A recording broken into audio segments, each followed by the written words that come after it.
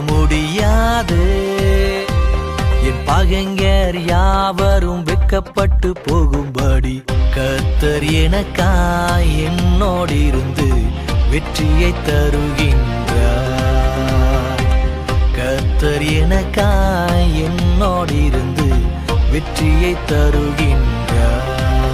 கர்த்தரின் பட்சத்தில் இருந்து எனக்காக வழக்காடி எனக்காக யுத்தம் பண்ணுகிறார். கர்த்தரின் பட்சத்தில் இருந்து எனக்காக வழக்காடி